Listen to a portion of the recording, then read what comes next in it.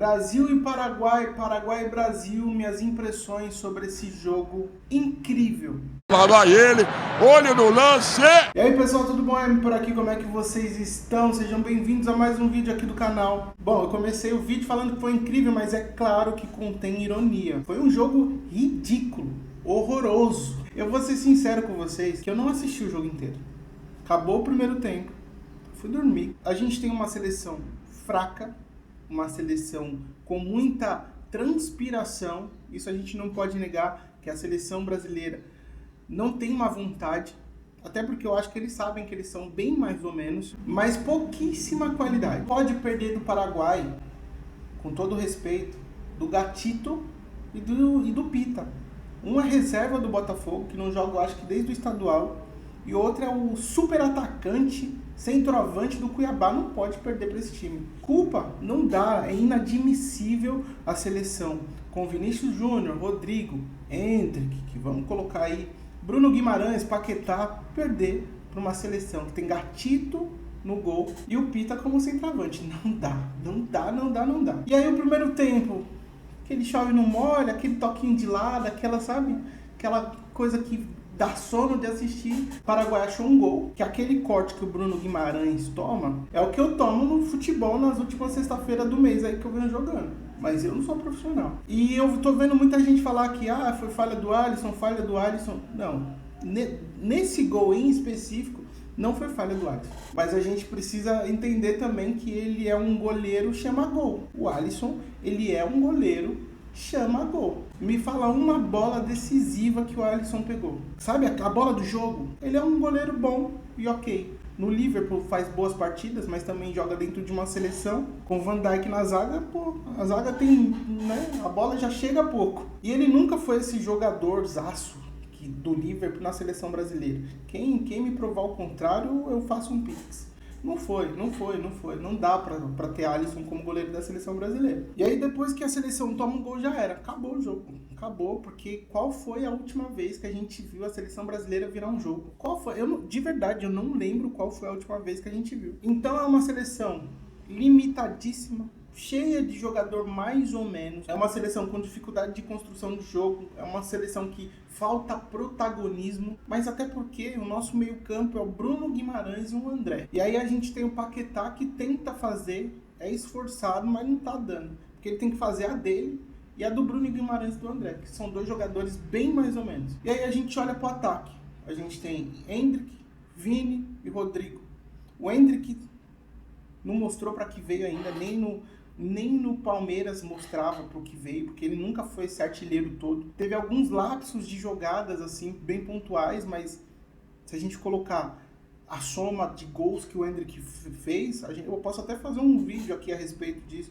Nunca foi, é muito mais uma expectativa, um sonho da mídia, da imprensa, em ter um novo ídolo do que algo provado, algo comprovado, que ele tenha demonstrado que pode fazer alguma coisa. Vini Júnior, que não aguenta a responsabilidade de ser o craque da seleção.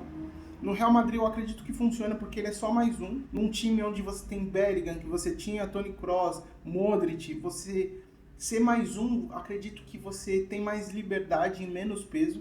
Ele não tá aguentando, nitidamente não aguenta a pressão, ter que ser o protagonista da seleção. E o Rodrigo é uma eterna esperança. Aí vem o resto, Danilo, a Arana, a zaga tá ok, mas aí vem o resto que a gente não tem coisa melhor assim. Me fala aí, quem que você substituiria na convocação que é melhor do que os que já estão. Mas apesar de termos uma geração bem mais ou menos, eu acho que pode entregar mais. Eu acho que esses jogadores, eles conseguem entregar um pouco mais em relação a futebol. E eu não estou falando de um futebol empolgante, Rivaldo, Ronaldo, Ronaldinho Gaúcho, não. Estou falando de um futebol mais organizado, de um padrão tático claro, um futebol que em qualquer time, com ou sem qualidade, pode se entregar. E isso eu não vejo na seleção do Dorival. Cá entre nós era a quarta opção, quinta opção, 10ª opção para ser técnico da seleção. Na minha opinião, o Dorival é um técnico animador de torcida. Bom de grupo, motivador e só. O último grande trabalho do Dorival foi a Copa do Brasil com o São Paulo, que na minha opinião também foi um milagre. O Flamengo deixou o São Paulo ganhar aquela Copa do Brasil. Um futebol de muita transpiração e só. Conseguiu achar, conseguiu enquadrar aqueles jogadores da época ali naquele time. E foi isso que o Dorival conseguiu. Porque pra mim nem os títulos que ele ganhou com o Flamengo foi mérito 100% dele. Porque quando você pega um time como o do Flamengo, uma máquina, com ótimos jogadores, o mínimo que você tem que fazer é disputar título. Ou senão você não serve. Ele foi, disputou e ganhou. E ok, eu era muito contra um técnico estrangeiro assumindo a seleção. Mas hoje eu acredito que não existe técnico brasileiro apto, bom o suficiente para assumir o comando técnico da seleção brasileira. Não existe. E técnicos do Brasil que atuam no Brasil, eu acredito que o único técnico que consiga assumir a seleção brasileira chama-se Dom Ramon. Brincando, gente. Tô brincando. Abel Ferreira, tá bom? Abel Ferreira é o único técnico que tem a capacidade, hoje, atuando no Brasil, de assumir uma seleção brasileira. E aí, sabe por que eu acho que ele não assume? Porque muitas das vezes ele sequer é cogitado pela CBF para assumir como técnico da seleção brasileira, porque o Abel ele tem processos, organização e liderança.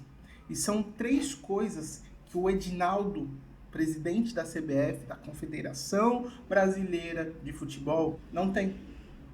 Hoje o Edinaldo parece mais um fantoche no cargo da seleção, parece que Deus sabe quem está comandando a seleção brasileira, a CBF ali, do que um líder, alguém que está realmente organizando a casa para um futuro. E isso acaba influenciando na ponta final, que é a seleção brasileira, que é a desorganização, tanto na parte organizacional quanto na parte de campo. Porque ele trouxe um técnico fraco para ter o cargo da seleção brasileira, que não consegue entregar minimamente um futebol organizado, com liderança e que tenha processos táticos.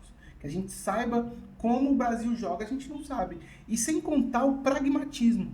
Nossa, parece que é tudo muito difícil. Não consegue entregar nada além do que a gente está vendo, sabe? E só vai classificar para essa Copa do Mundo porque não tem como ficar de fora.